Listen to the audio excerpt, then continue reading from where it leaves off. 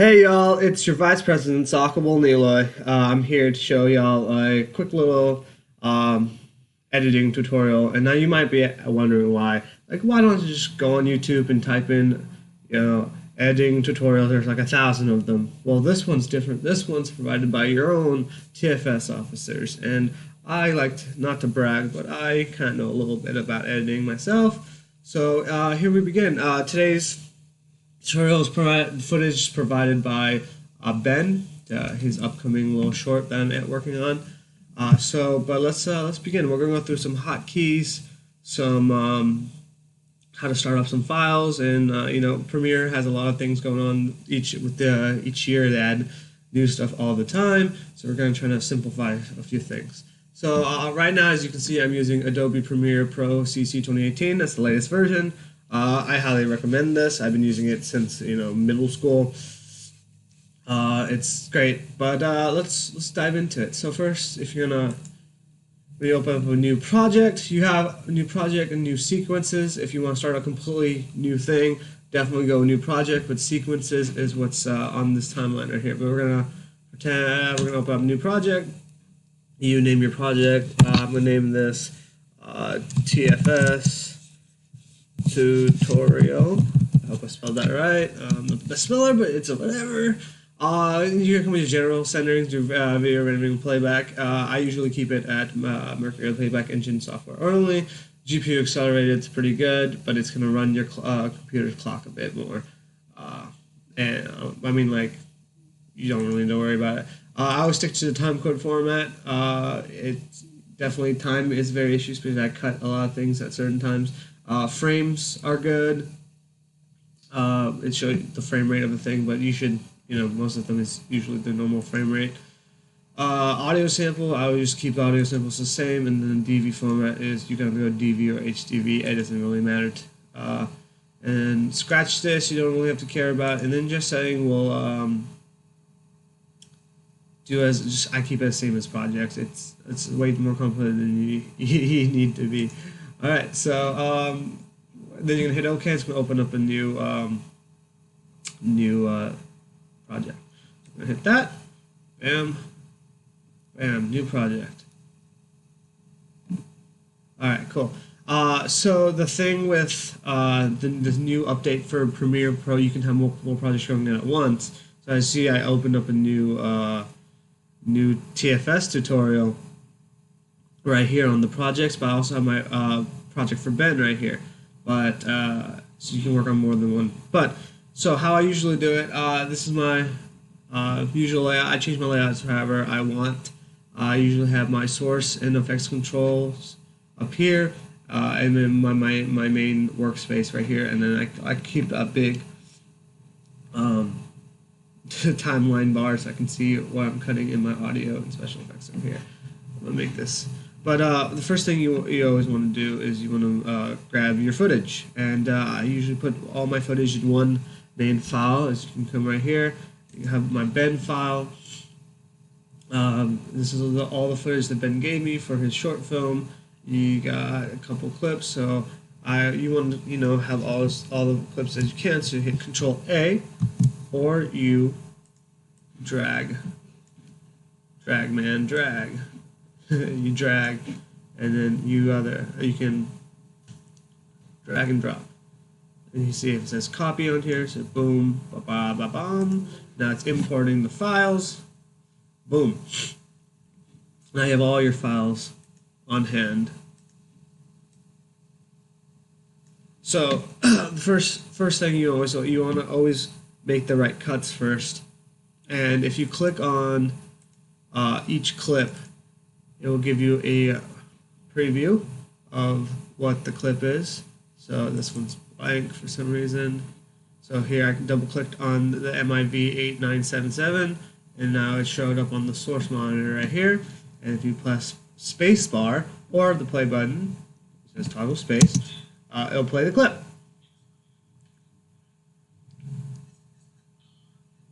So it'll play the clip. But now you're thinking, wow, so there's like bunch of clips right here. Like when do I have time to go through all of them? Well, here's a quick little tip that I found last year, is if you press play a clip, and then you hit the key L, it'll speed through your footage. See, that was a little too fast, but let's so if you do it once, it speeds up. Do it again, speeds up even more. Do it again, speed. Yeah. But if you hit K, I'll stop your footage. K is like a pause button. Don't hit P. P is not pause. K is pause. So speed up with L, pause with K. And this will help you go through a lot of your footage because you're not really looking for like what the story is. You're looking for how the whole shot looks. These are two of the same shots. I don't have time to look through both of them. Boom, L speeds through footage. Wonderful.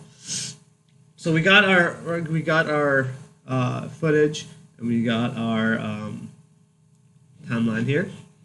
So what I'm gonna do is I'm gonna go back to Project Pen because I have some cuts already in there. But so now we have to make a cut. So you're gonna look through all your footage, and usually I follow a storyboard or a shot list to help me cut certain things. So if you're coming here on the timeline, you got your layers. You got V1, V2, all the V's are video layers, and then A1, A2, A2, 3 are your audio layers. If you want, you got your time code right here, and then if you move the timeline, it scrubs through the footage. You got it right there. So a big thing. So you're gonna cut on here whatever your footage is gonna be. This yellow bar means it's partially rendered. Rendering will make your video the playback when you do it. So yellow is it works, and I played it a couple of times. So it's rendering at full speed, but it's not the best it can be. If it's red, it's not rendered, and it will be super slow to win the playback. To control this, if you have like a weaker PC, you want to have you want to keep your video quality, so you can show your video quality up here. So right now I'm running it full. This is Ben's footage was shot in 1080p, I would like to say. So you want to, it'll run fine on my computer because I kind of a little kind of powerful computer. But you want to, but if you have like a weaker computer, you can drop down to even 1/16 if your computer will let it. Mine for some reason won't. But you got 1/4 the quality, and then it'll run pretty much super smooth. Or the lower you get, the smoother it runs. Another thing, when you're selecting footage, you don't. This is like we have a long kind of a master shot right here. Let me find it. There we go. This is a master shot throughout the whole thing, as you can probably see over where L, just scrub past it. So there's a lot going on because Ben's character here is reacting to everything, but it's all of his reaction throughout the whole thing. But you're like, oh, I like this part. I don't want to use the whole clip, and I don't want to drag the whole clip because if it's the issue, if you want the whole clip, you say you go up here, and you're like, oh, okay, let's get the whole clip. And so, see how long that is? It's way too long of a clip, and it's gonna cut into your other clip. And then in case you mess up and you put it on, the first layer, it'll delete all the things. You can't stack it on one layer. So, say you wanted only one scene here. You're like, oh, I want Tucker here to have this weird face in this one cut. So you hit your inputs and output. You do your mark ins.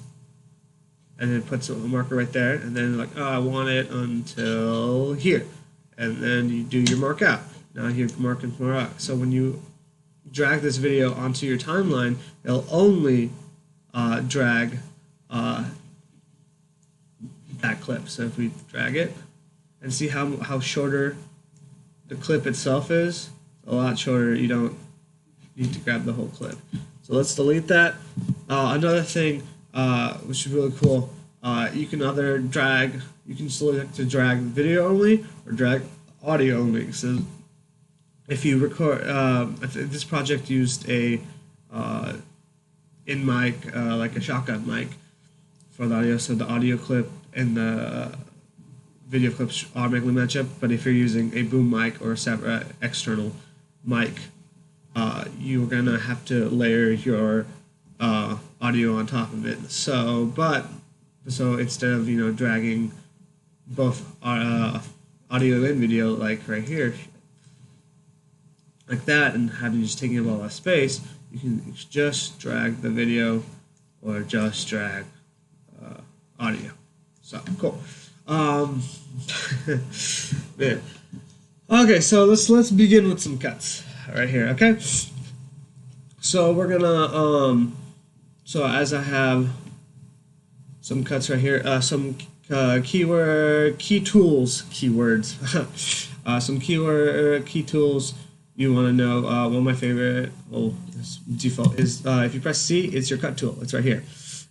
Razor tool, I call it the cut tool. It's the same thing. It lets you cut certain points in a on the timeline. So I say, we go through here. Okay, I wanna cut right here. I think we can move that. So hit C on your keyboard, and then you left click on the timeline. And if a clip is linked together, so see how if I select V, it goes back to my selection tool. So you got your selection tool on V, you got your tracking tool with A, you got your ripple edit tool with B, cut tool with C, slip tool with Y, pen tool with P, hand tool with H, and type tool with D. So if you select it and see how both of the audio and video files are selected, and if you move one around, it moves the other one around like that. But that's sometimes you don't want to like make movement, but sometimes you want to move only your video, or sometimes you only want to move your audio. So what you need to do is you click on it, you right click, you wait, and then you go. So right now it's enabled, which means they're both linked up. But if you hit unlink, it unlinks these two files, so now they're separate. So now if I can move this video file over here, and keep this audio file down here, or move it, it won't move the other one. They're unlinked. And Control Z to redo everything you've done, if you done fuddled, So if you have dreams, so we got our footage right here. I'm going to show a little bit how to compile footage together.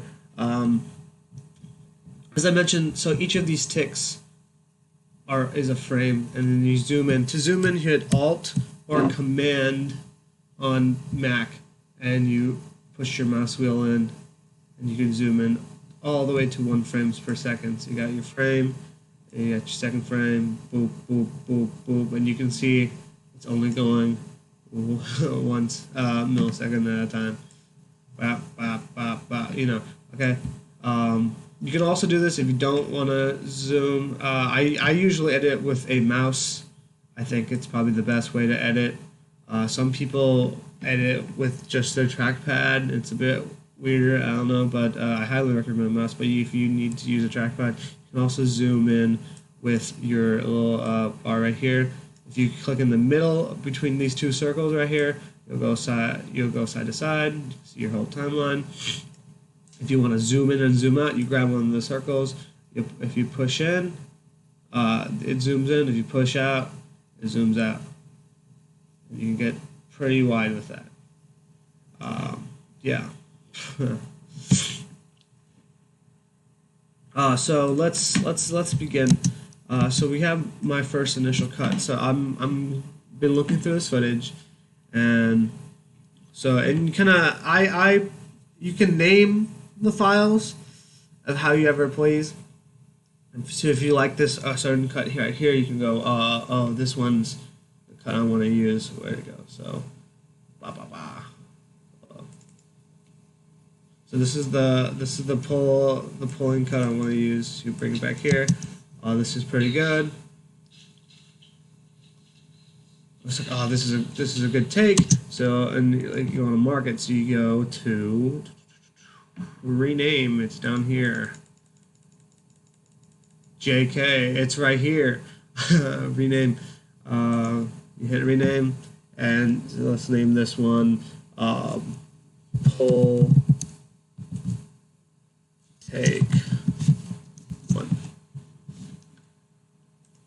So now you have this clip. You're like, okay, this is the one I want to use. So I usually, once again, I follow a storyboard. The storyboard calls it where you just an establishing shot. You're like, hey, this is okay. He set it up. Cuts to the other take. So motion. He nice front, and he's going into the bathroom. Suspense. Insert shot. Cuts to the face again. Back to insert shot. Reaction shot. Close up. And as an editor, you kind of want to know what kind of shots you like. What kind of shots you want to use? As this is a kind of a wide shot right here, with the being pulled, but then you have a close up or a medium close up right here to show his emotions, capture your main character a bit more. It kind of depends on what you want to show in the story, or what the story requires. That like, is it more of a narration? Is it more of a documentary? This is a narration, I guess, narrative-driven short film that Ben made, and it's about a character. Tucker's character right here. It's all about him and what he experiences from what's going on the outside world, and so you kind of want to focus on his face. So for this particular project, I've been trying to cut back constantly on Tucker's face to see what he reacts to, what's about to go on. I'm just going to show a little clip right here.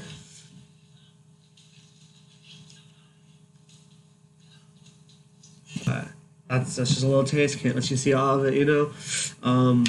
So that's how you're gonna come here. Pretty much just drag and drop clips onto here, and gonna do the first cut, and then you're gonna come back into color grading. But color grading we'll cover next time. If you guys have any questions, feel free to email TFS or myself or Skylar, and hopefully you guys enjoyed this tutorial. Yeah, thanks.